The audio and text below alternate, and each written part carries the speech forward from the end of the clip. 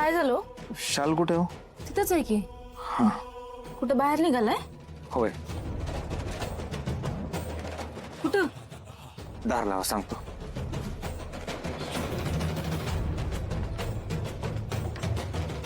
अहो ते जामकर साहेबांना आर्या मॅडमच्या बाबतीत काहीतरी पुरावा सापडलाय. तो काय आहे ते बघायला निघालोय. एकतर मी काय केलं नसताना त्या आर्या मॅडमच्या डेड बॉडीची विल्हेवाट लावावी लागली.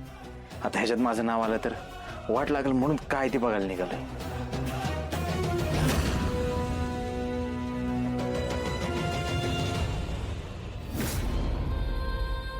हे सगळं तुम्हाला कसं काय कळलं?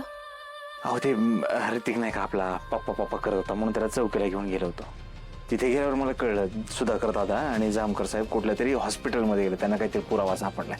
तो काय तेच बघायला निघाले.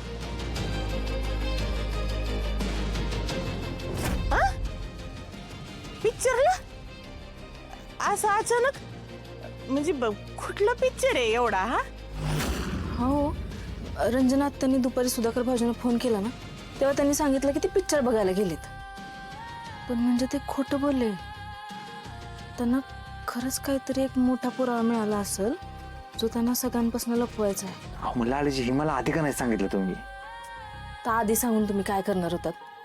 ते पिक्चरला थिएटरात जाऊन बसणार होतात? अहो तिकडं काहीतरी केलं असतं ना. हे काय पुरावा आहे तो हाती लागला पाहिजे आपल्या. आता आपण दोघं बी अडकवा.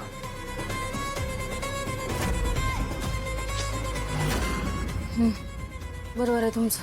चला मी येते तुमच्यासोबत. तुम्ही कुठं चाललाय? अहो मी काय फिरायला निघालोय, महाबळेश्वरला चाललोय, लग्नाला कुठं चाललोय मी? काय लालायची? बरं मी बाहेर गेलो की तुम्ही रात्रीचं बाहेर आलंच पाहिजे असं काय आहे का नियम? नवरा बायको रोज रात्रीचे बाहेर जातात. हे घरच्यांनी बघितलं तर त्यांना संशय नाही यायचा. काय कारण देणार आपण त्यांना? तुम्ही घरीच थांबा. विचारलं गोपाळ कुठं आहे तर सांगा कणकणी आली, डोकं दुखतंय, झोपलाय. डिस्टर्ब करू नका. तुम्ही इथलं सांभाळा, मी बाहेरचं बघतो. येतो. काळजी घ्या.